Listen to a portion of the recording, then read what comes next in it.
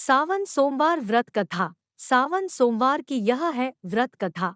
जरूर पढ़े, पूरी होगी मनचाही मुरादगर। आपकी कोई मन्नत पूरी न हो रही हो या फिर तमाम प्रयासों के बावजूद आपको करियर में सफलता न मिल रही हो या व्यक्तिगत जीवन में परेशानी चल रही हो, मसलन कोई भी दिक्कत हो, तो परेशान होने के बजाय अब की सावन सोमवार का व्रत करके यहाँ बताई गई व्रत कथा का पाठ करें।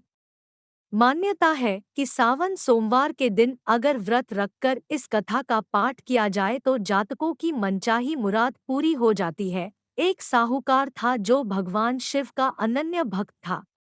उसके पास धन धान्य किसी भी चीज की कमी नहीं थी, लेकिन उसकी कोई संतान नहीं थी और वह इसी कामना को लेकर रोज शिवजी के मंदिर जाकर दीपक जलाता था। उसके इस भक्तिभाव को देखकर एक दिन माता पार्वती ने शिवजी से कहा कि प्रभु, यह साहूकार आपका अनन्य भक्त है, इसको किसी बात का कष्ट है तो आपको उसे अवश्य दूर करना चाहिए। शिवजी बोले कि हे पार्वती, इस साहूकार के पास पुत्र नहीं है, यह इसी से दुखी रहता है। माता पार्वती कहती हैं कि हे ईश्वर, कृपा करके इसे पुत्र का वरदान दे दीजिए। तब भोलेनाथ ने कहा कि हे पार्वती, साहूकार के भाग्य में पुत्र का योग नहीं है। ऐसे में अगर इसे पुत्र प्राप्ति का वरदान मिल भी गया तो वह केवल 12 वर्ष की आयु तक ही जीवित रहेगा। यह सुनने के बाद भी माता पार्वती ने कहा कि हे प्रभु, आपको इस साहूकार को पुत्र का वर देना ही होगा, अन्यथा भक्त क्यों आपकी सेवा पूजा करेंगे। माता के बार बार कहने से भोलेनाथ ने साहूकार को पुत्र का वरदान दिया, लेकिन यह भी कहा कि वह केवल 12 वर्ष तक ही जीवित रहेगा।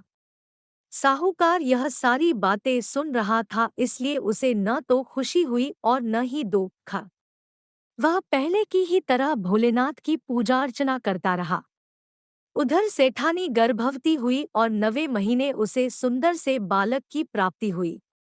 परिवार में खूब हर्षोल्लास मनाया गया, लेकिन साहूकार पहले ही की तरह रहा और उसने बालक की 12 वर्ष की आयु का जिक्र किसी से भी नहीं किया। जब बालक 11 वर्ष की आयु हो गई तो एक दिन साहूकार की सेठानी ने बालक के विवाह के लिए कहा। तो साहूकार ने कहा कि वह अभी बालक को पढ़ने के लिए काशी जी भेजेगा।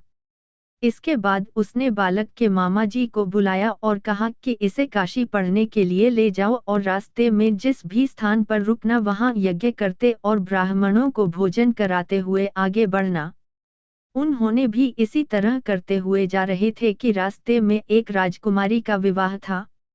जिससे उसका विवाह होना था वह एक आंख से काना था। तो उसके पिता ने जब अति सुंदर साहूकार के बेटे को देखा तो उनके मन में आया कि क्यों न इसे ही घोड़ी पर बिठाकर शादी के सारे कार्य संपन्न करा लिए जाएं। तो उन्होंने मामा से बात की और कहा कि इसके बदले में वह अथाह धन देंगे, तो वह भी राजी हो गए। इसके बाद साहूकार का बेटा विवाह की बेदी पर बैठा और जब विवाह कार्य संपन्न हो गए तो जाने से पहले उसने राजकुमारी की चुंदरी के पल्ले पर लिखा कि तेरा विवाह तो मेरे साथ हुआ, लेकिन जिस राजकुमार के साथ भेजेंगे वह तो एक आंख का काना है। इसके बाद वह अपने मामा के साथ काशी के लिए चला गया। उधर जब राजकुमार ने अपनी चुनरी पर यह लिखा हुआ पाया तो उसने राजकुमार के साथ जाने से मना कर दिया। तो राजा ने भी अपनी पुत्री को बारात के साथ विदा नहीं किया। बारात वापस लौट गई। उधर मामा और भांजे काशी जी पहुंच गए थे। एक दिन जब मामा ने यज्ञ रचा रखा था और भांजा बहुत देर तक बाहर नहीं आया तो मामा ने अंदर जाकर देखा तो भांजे के प्राण निकल चुके थे। वह बहुत परेशान हुए, लेकिन सोचा कि अभी रोना पीटना मचाया तो ब्राह्मण चले जाएंगे और यज्ञ का कार्य अधूरा रह जाएगा। जब यज्ञ संपन्न हुआ तो मामा ने रोना पीटना शुरू किया। उसी समय शिव पार्वती उधर से जा रहे थे तो माता पार्वती ने शिवजी से पूछा, हे प्रभु, ये कौन रो रहा है?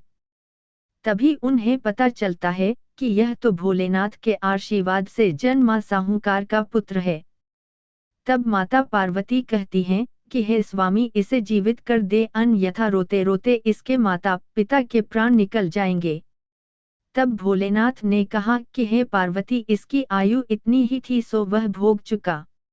लेकिन माँ के बार बार आग्रह करने पर भोलेनाथ ने उसे जीवित कर दिया।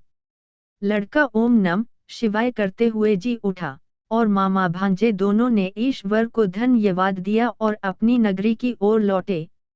रास्ते में वही नगर पड़ा और राजकुमारी ने उन्हें पहचान लिया। तब राजा ने राजकुमारी को साहूकार के बेटे के साथ बहुत सारे धन धान्य के साथ विदा किया। उधर साहूकार और उसकी पत्नी छत पर बैठे थे। उन्होंने यह प्रण कर रखा था कि यदि उनका पुत्र सकुशल न लौटा तो वह छत से कूदकर अपने प्राण त्याग देंगे। तभी लड़के के मामा ने आकर साहूकार के बेटे और बहू के आने का समाचार सुनाया, लेकिन वे नहीं माने तो मामा ने शपथ पूर्वक कहा। तब तो दोनों को विश्वास हो गया और दोनों ने अपने बेटे बहू का स्वागत किया। उसी रात साहूकार को स्वप्न ने शिवजी ने दर्शन दिया और कहा कि तुम्हारे पूजन से मैं प्रसन्न हुआ। इसी प्रकार जो भी व्यक्ति इस कथा को पढ़ेगा या सुनेगा उसके समस्त दुख दूर हो जाएंगे और मनोवांछित सभी कामनाओं की पूर्ति होगी।